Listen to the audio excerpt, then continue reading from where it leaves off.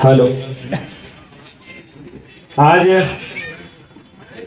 झारखंड राज्य के सबसे सुंदर प्रमंडलों में से एक संथाल परगना के साहेबगंज जिला अंतर्गत बोरियो विधानसभा के बोरियो प्रखंड के इस प्रखंड परिसर में उपस्थित तमाम हमारे पार्टी के पदाधिकारीगण, हमारी पार्टी के तमाम सदस्यगण, हमारी पार्टी के तमाम प्रत्याशीगण, आज के इस कार्यक्रम में उपस्थित तमाम भारतीय लोकतंत्र के चौथे स्तंभ मीडिया बंधुगण, press media, print media, electronics media, digital media तथा अन्य जितने भी मीडिया के स्रोत हैं, आज के इस कार्यक्रम में सुरक्षा के दृष्टिकोण से निगरानी टीम के रूप में उपस्थित स्थानीय थाना प्रभारी महोदय और उनके तमाम पुलिस के जवान, आज के इस कार्यक्रम को सफल बनाने के लिए प्रखंड इकाई की टीम और हमारी माताएं बहनें, हमारे अभिभावक, हमारे नौजवान साथी सभी को झारखंडी जोहार करते हैं, नमस्कार करते हैं, सलाम पेश करते हैं। ये धरती जब भी संथाल परगना को लोग याद करते हैं तो केवल भारत में ही नहीं, संथाल परगना के चर्चे पूरे विश्व में किए जाते हैं। ये वही संथाल परगना की धरती थी जहां 1855 में सिद्धू कान्हू, चांद भैरव, फूलो झानो के नेतृत्व में अंग्रेजों के खिलाफ विद्रोह किया गया था। यही बगल में भागलपुर का क्षेत्र है जहां तिलका मांझी को बरगद के पेड़ पर फांसी पे टांगा गया था। यानी आज झारखंड के लोगों ने एक लंबी लड़ाई लड़ी है, झारखंड के लोगों ने एक लंबे यातना का दौर को देखा है, झारखंड के जनमानस ने एक दमन दोहन का दौर देखा है, एक अन्याय और अत्याचार का दौर देखा है और उसी के खिलाफत होकर एक अलग झारखंड राज्य का निर्माण किया है। आज अगर इस झारखंड राज्य निर्माण की बात करें तो गुरु जी का नाम आता है, लेकिन आपको जानकारी होना चाहिए गुरु जी को संथाल परगना भेजने वाले शख्स का नाम विनोद बिहारी महतो था।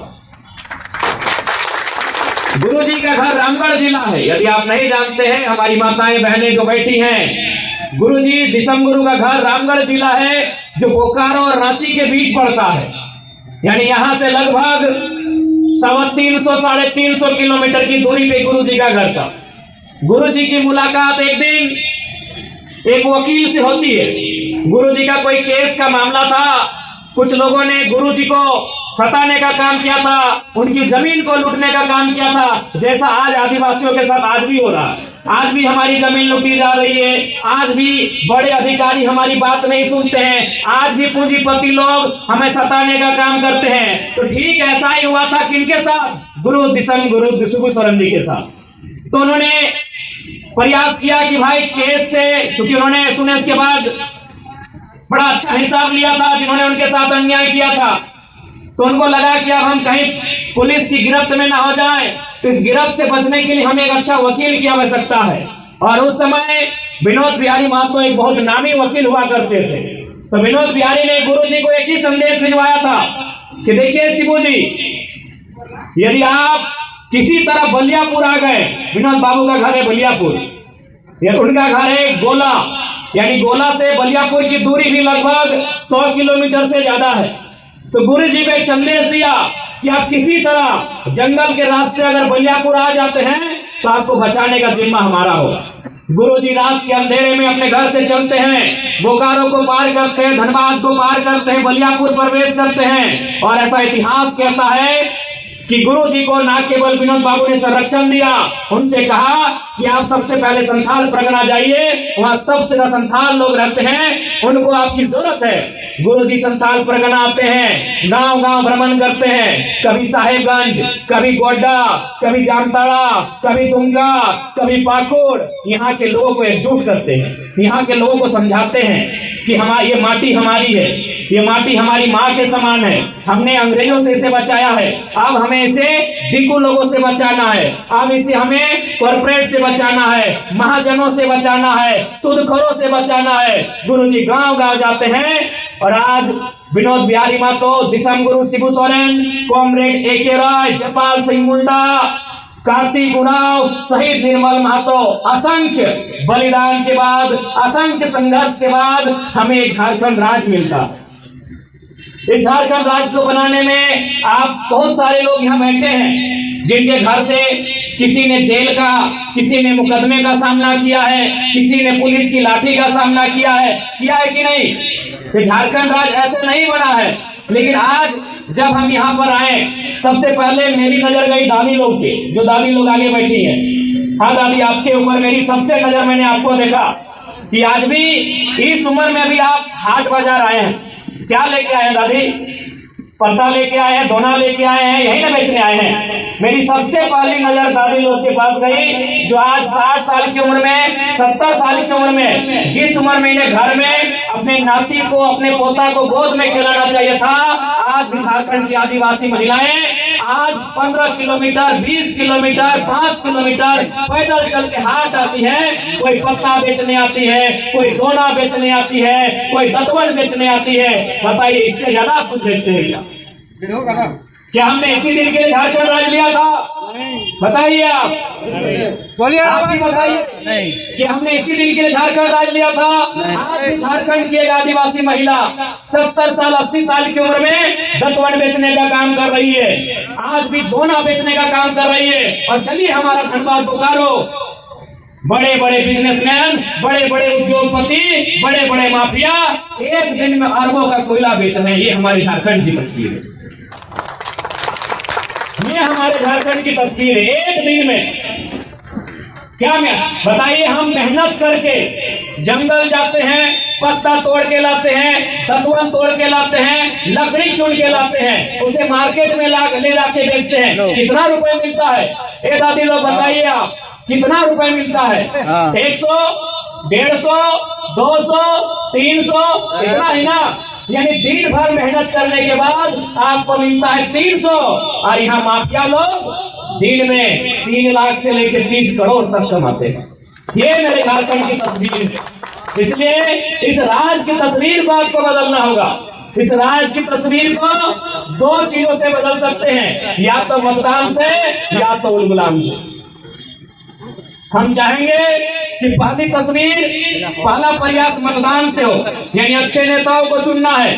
आज आपके बीच आएंगे, यही हेमंत बाबू आएंगे, क्योंकि आदिवासी समाज में तो लोग बहुत मानते हैं, आके आपसे कहेंगे कि हम आदिवासी का बेटा है, आदिवासी का भाई है। लेकिन एक बात जान लीजिए, उनसे भी हिसाब लीजिएगा कि हेमंत बाबू, हम लोगों ने सरकार इसलिए बनाया था कि हमारी माँ बहन को सम्मान मिले, हमारे नौजवानों को रोजगार मिले।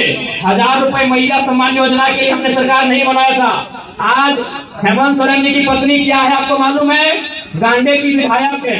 उनको विधायक बनने में कितना खर्चा हुआ मालूम है? 10 करोड़। एक विधायक बनने में, केवल कल्पना मैडम जी का विधायक बनने में खर्चा हुआ 10 करोड़।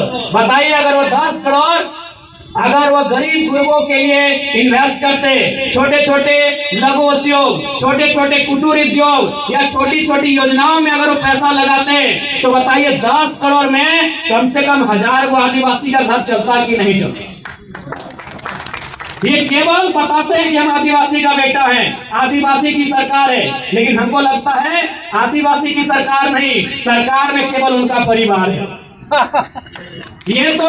ये तो भला हो दीदी, ये तो भला हो कि हेमंत सोरेन, बसंत सोरेन और सीता सोरेन का बेटा और बेटी है ना, उसका उम्र 25 साल पार नहीं हुआ है, नहीं तो उसी परिवार में और 500 विधायक होता। आप केवल वोट देते, 15 किलोमीटर पैदल चल के आते, जंगल जाते, लकड़ी चुन के लाते, हाट में बेचते, और बस वही गरीबी में हम लोग का जिंदगी चलता। सही बोल रहे हैं। जिस दिन हेमंत सोरेन जी, बसंत सोरेन जी और सीता सोरेन जी, इनका बेटा और बेटी की उम्र जिस दिन 25 साल पार होगा, वो विधायक होंगे। इस दिन के लिए झारखंड राज्य आपने नहीं बनाया था, इस दिन के लिए हमने झारखंड राज्य नहीं बनाया था, एक परिवार के लिए झारखंड राज्य नहीं बना था। ये झारखंड राज्य 3.25 करोड़ की आबादी के लिए बना था। ये झारखंड राज्य उनकी सुख सुविधा के लिए बना था। ये झारखंड राज्य उनके हक अधिकार के लिए, उनके न्याय के लिए बना था। लेकिन आज ऐसा लगता है कि झारखंड राज्य कुछ परिवारों का झारखंड राज्य बन के रह गया है। ये झारखंड राज्य हमने 81 विधायक बनाने के लिए अलग नहीं किया था। ये झारखंड हमने 81,000 नौजवानों को रोजगार देने के लिए अलग किया, लेकिन आज हम 81 विधायक बना के रह गए। यही हमें लगता है बहुत सारी भाई लोग हैं जो आज सीजीएल की तैयारी कर रहे हैं। कितने भाई हैं जो कॉलेज के छात्र हैं? हाथ खड़ा कीजिए। इतने हैं। महान लोग आप लोग कितनी हैं जो कॉलेज जाती हैं? आप लोग कॉलेज नहीं जाती हैं? अच्छा, स्कूल वाली हैं। आज सीजीएल को लेकर बच्चे धरने में बैठे हैं। आज सीजीएल में 25 से लेकर 30 लाख में पेपर लीक हुआ है। आप बताइए, इस बोरियो के क्षेत्र से मैं आपसे पूछना चाहता हूँ, कितने माता पिता ऐसे हैं जो अपने बच्चों के लिए 25 लाख में नौकरी खरीद के देंगे? अरे आप तो छोड़िए, यहाँ हमारे पुलिसकर्मी भैया लोग हैं, छोटा बाबू है, बड़ा बाबू है, मैं इनसे ही पूछता हूँ, क्या ये लोग 25 लाख 30 लाख में अपने बेटे के लिए नौकरी खरीद पाएंगे? ये पुलिस में है, इनको साहब सरकार 50,000 रुपया तनख्वाह भी देती है, लेकिन 25 लाख में अपने बेटे के लिए नौकरी ये भी नहीं खरीद पाएंगे। तो हम और आप तो हाट बाजार करने वाले हैं, कहाँ से उनके नौकरी को खरीद पाएंगे? क्या गलत बोल रहे हैं? 25 नहीं 27 लाख में पेपर लीक का मामला सामने आया है। जब पकड़े गए उन्होंने खुद स्वीकार किया है कि 27 लाख में धांधली हुआ है। बताइए कितने लोग हैं जो 27 लाख में अपना बेटा के लिए, अपनी बेटी के लिए एक नौकरी खरीद के ला के देंगे? इसलिए आप इस भूल से आपको आना होगा कि हेमंत सोरेन जी आदिवासी के हितैषी हैं। वो केवल और केवल अपने परिवार के हितैषी हैं। बस इंतजार है कि कब उनके परिवार में और उनका बेटा, उनका भतीजा, उनकी बेटी 25 साल की उम्र पार करे। मैं आपको गारंटी देता हूं, जिस दिन 25 साल की उम्र पार होगी वो विधायक का चुनाव लड़ेंगे।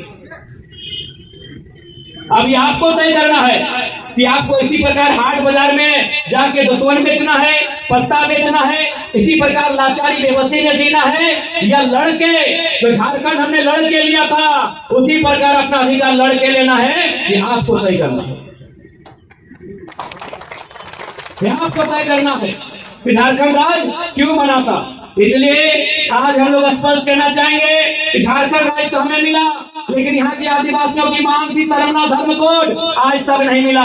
आज जेल कैंप पार्टी सरना धर्म कोड का पक्षधर है। हम लोग अगर आते हैं सत्ता में, सरना धर्म कोड के मामले को मजबूती से रखेंगे और उसके लिए प्रयासरत रहेंगे। आज आदिवासी राज्य में आदिवासियों की अलग पहचान, सरना धर्म कोड का कोई बात ही नहीं होता है। यदि हम लोग आते हैं तो पेशा कानून को मजबूती से उठाएंगे, पेशा कानून का हम लोग पक्षधर रहेंगे। पेशा कानून का मतलब क्या होता है, ये आदिवासी समाज को समझना चाहिए। पेशा कानून यानी आपकी जमीन की खरीद बिक्री बिना ग्राम सभा की अनुमति से नहीं होगी। आपकी जमीन पर कोई योजना बिना ग्राम सभा की मंजूरी से नहीं होगी। और साथ ही साथ कुछ छोटे छोटे केस मुकदमे, जैसे अभी चोरी हुआ आप बड़ा बाबू के पास चले गए, मारपीट हुआ आप बड़ा बाबू के पास थाना चले गए।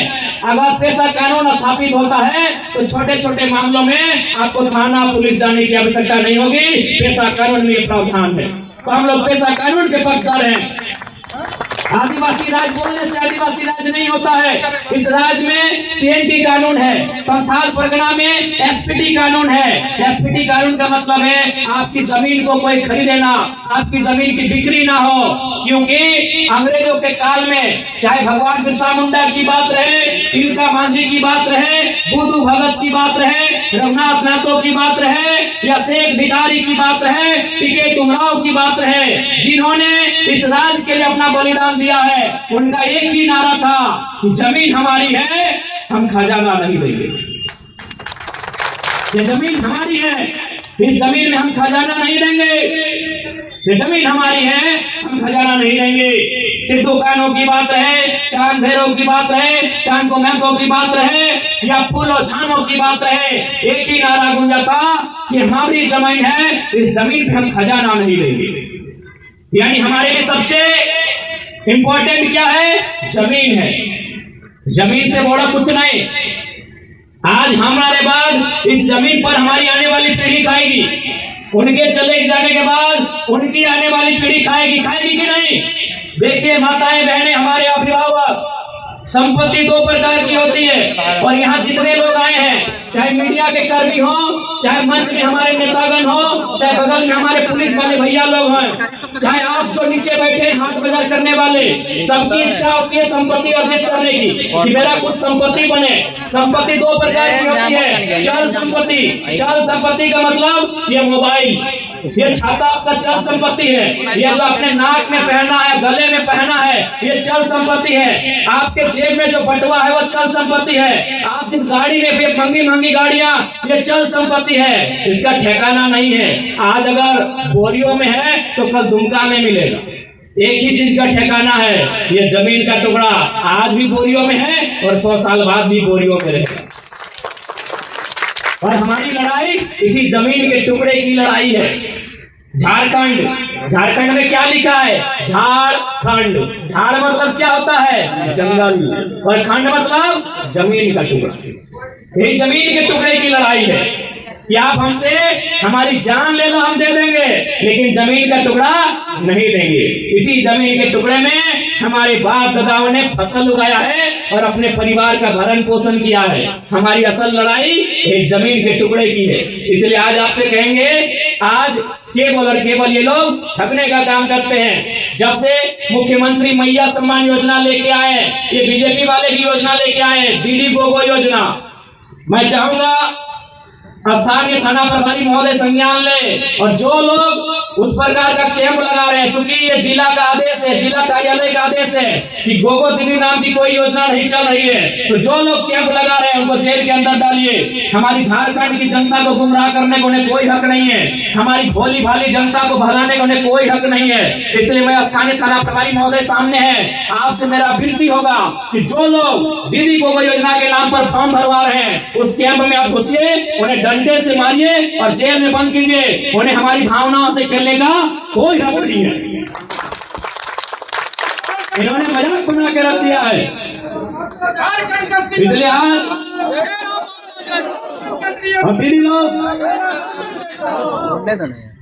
दीदी लोग यदि मुख्यमंत्री की पत्नी, क्योंकि आप मुख्यमंत्री घर में रहते हैं, कल्पना भाभी ने जिम्मा संभाला है, यदि कल्पना भाभी आएंगी आपसे मिलने, ठीक है, आपकी बहू है, सम्मान कीजिए उनका, तिलक लगाइए, पांव धुलाइए, जो भी आपका नियम है कीजिए, लेकिन एक सवाल पूछिएगा कल्पना भाभी से कि भाभी आप 1000 रुपया देके इतना महिमा मंडन कर रही है, आप अपनी इतनी बड़ाई कर रही है, जैसे आपने हमको बहुत बड़ा कोई उपहार सोना चांदी दे दिया है। उनसे पूछिएगा कि बताइए तो भाभी आपकी सैलरी कितना है?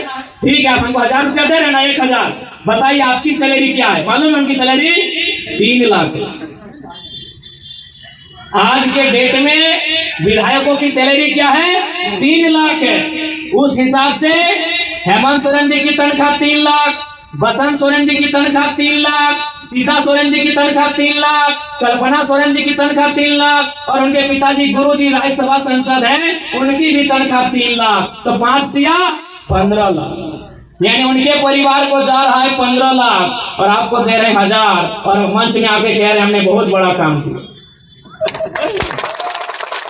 अभी आपको सोचना है, ये आपको समझना है, ये आपको समझना है भैया कि उन्होंने कितना बड़ा काम किया है। अच्छा एक बात बताइए, मैया लोग का सम्मान कहाँ है?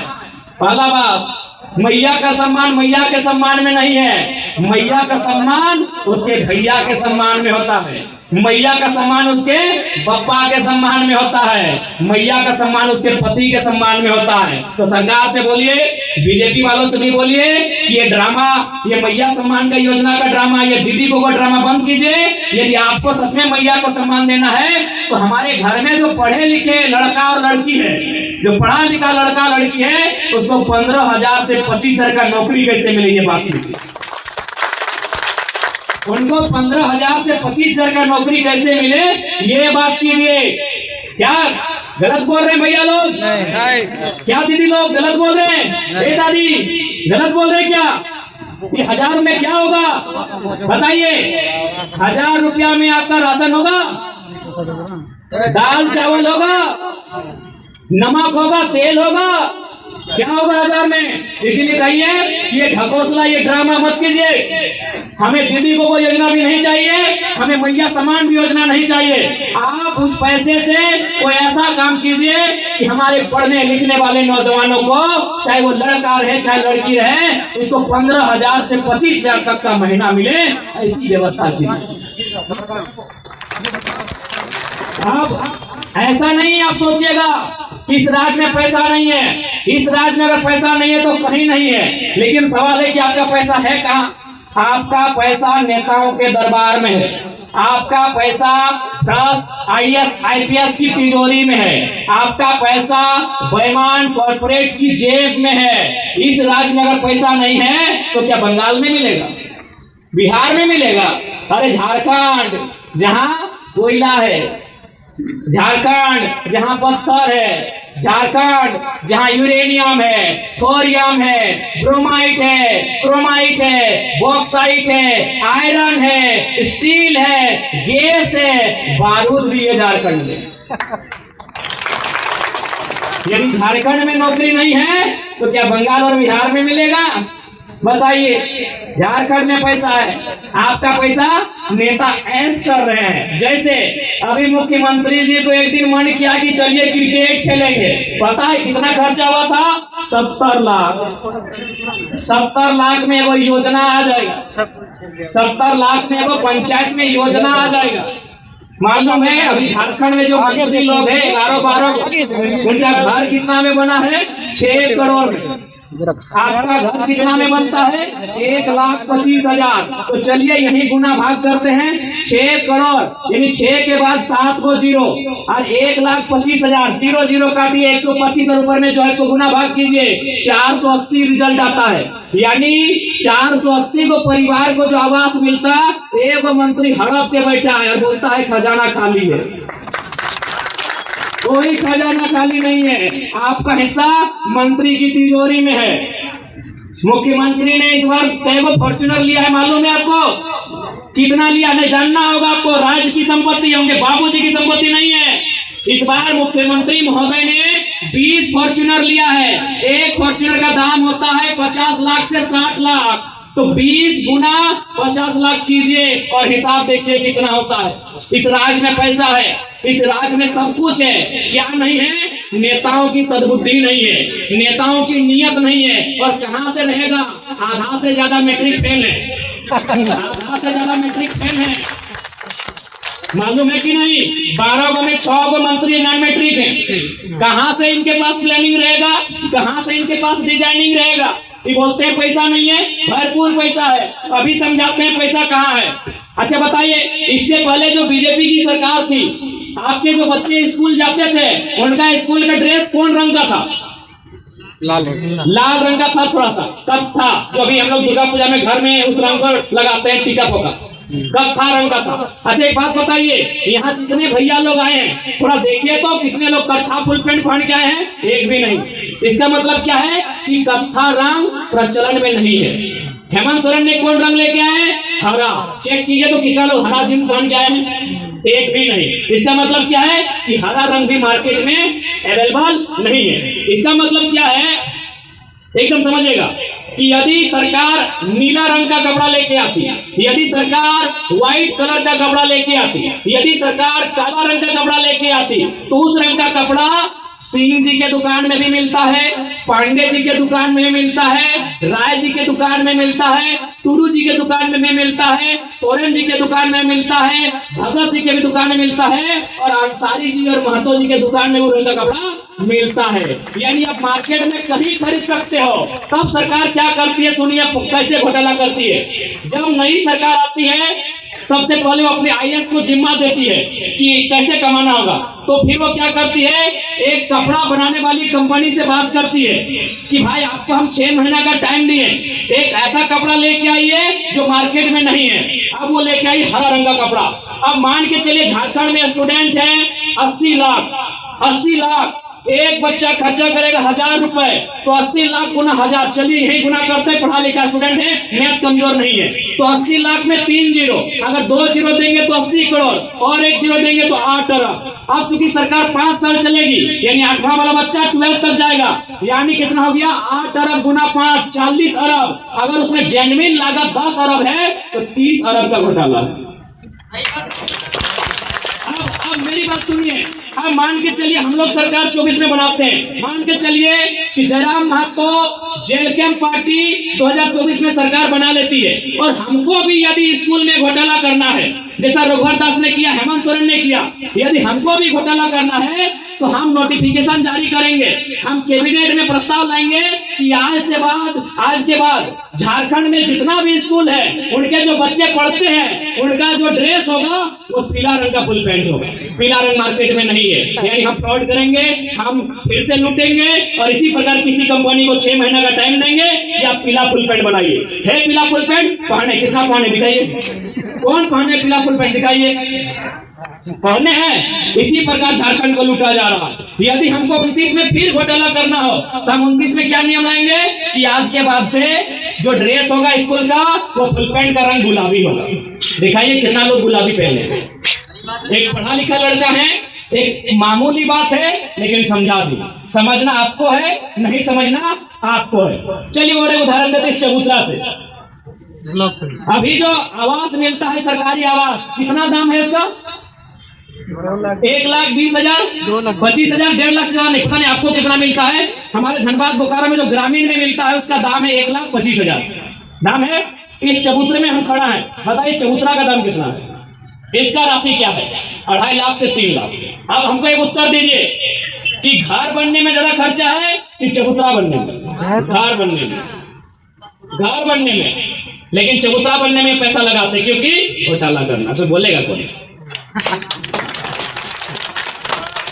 आप किसी भी इसको चबूतरा मत गिनिए, ये चबूतरा नहीं आएगा, ये शेड आएगा। आप किसी चबूतरा को देखिए, इसमें कुछ नहीं रहता, सिर्फ चबूतरा है, उसका दाम लगभग 2.5 लाख से 3 लाख होता है। आप देखिए वो प्राकृतिक राशि वहां लिखा रहता है, 2.5 लाख से 3 लाख। अब आप समझदार हैं, आपको भी मालूम है कि आवास बनने में क्या होता है। पहले नीचे एक बार ढलाई होता है, लिंटन में ढलाई होता है, छत में ढलाई होता है, फिर प्लास्टरा होता है, फिर पेंट होता है, फिर दरवाजा लगता है कि नहीं? एगो बच्चा भी जान जाएगा कि चबूतरा में ज्यादा खर्चा है कि प्रधानमंत्री आवास में। आवास मिल रहा है 1.25 लाख का, चबूतरा मिल रहा है 2.5 लाख का। ये होता है घोटाला, ये है आपका पैसा। इसलिए अगर हम लोग सरकार में आते हैं तो नो डाउट हम लोग कोई ज्यादा तीर मारने का काम नहीं करेंगे, बस घोटाला में कंट्रोल कर देंगे। ये झारखंड सोना है। हम लोग कोई सुदर्शन चक्र लेके थोड़ी आए हैं कि घुमा देंगे सब ठीक हो जाएगा। हम कोई मंत्र लेके थोड़ी आए हैं फूंक देंगे ठीक हो जाएगा। हम कोई जादू की छड़ी लेके नहीं आए कि ठीक कर देंगे तुरंत। लेकिन इतना विश्वास है कि अगर ढंग से काम किया जाए तो झारखंड से सुंदर राज पूरे भारत देश में नहीं है। क्योंकि यहाँ क्या है, यहाँ 40% खनिज है। खनिजों की मात्रा कितनी है गिनती में? 75 से 80। अगर एक एक करके गिनेंगे कोयला ब्रोमाइड करके तो 80 प्रकार के खनिज हैं और उनका प्रतिशत क्या है? 40। कोयला अकेले 27%। कोयला राजधानी धनबाद, मायका की राजधानी कोडरमा।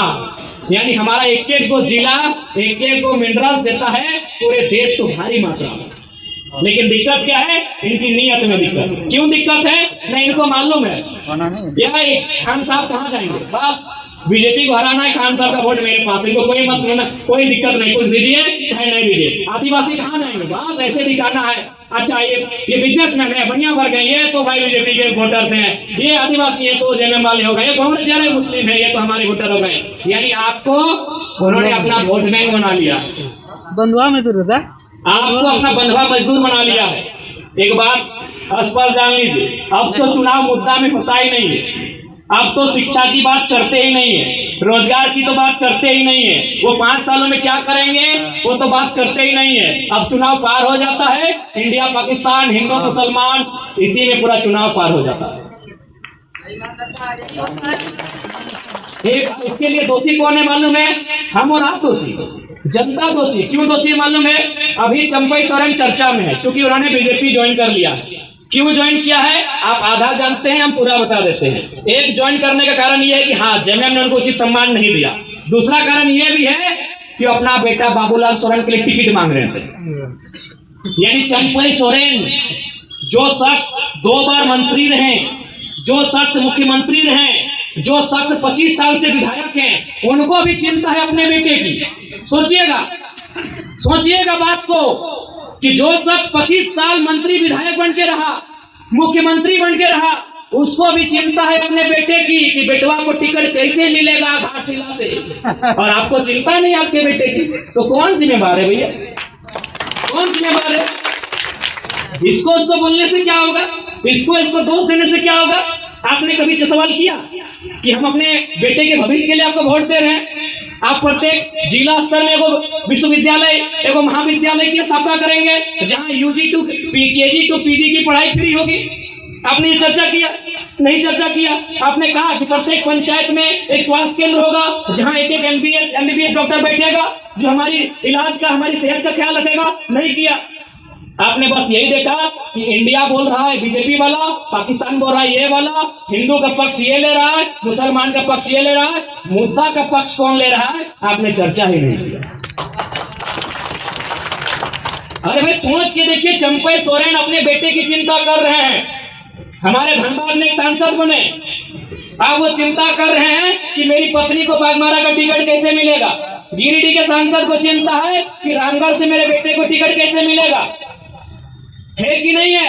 अरे निशिकांत दुबे जी को चिंता है कि इस बार हम तो सांसद 4 बार बनिए गए, 3 बार, अब हमारी वाइफ को टिकट कैसे मिलेगा, जर्मनी तरफ दे देते हैं।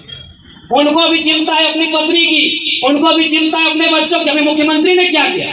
अगर ये आदिवासी का हितैषी थे तो कल्पना सोरेन के जगह कोई सरिता सोरेन को विधायक बना देते। उनको भी चिंता है कि मेरी पत्नी विधायक कैसे बने। अभी सीता सोरेन जमा से अपनी बेटी को चुनाव लड़ाएंगे, 3 बार की विधायक, पूरा परिवार विधायक सांसद, फिर भी उनको चिंता है मेरी बेटी विधायक कैसे बनेगी। लेकिन आम जनता को चिंता नहीं है कि मेरा बेटा का शिक्षा का बजट क्या होगा, मेरी बेटी नर्स बनेगी उसका बजट क्या होगा, मेरे बेटे को 24 साल होने के बाद एक प्राइवेट भी नौकरी लगेगा उसका महीना का रेट क्या होगा। इस बात की चिंता ही नहीं आपकी। इसलिए आज भी हम धक्के खा रहे हैं, आज भी हम लाभ जूते खा रहे हैं।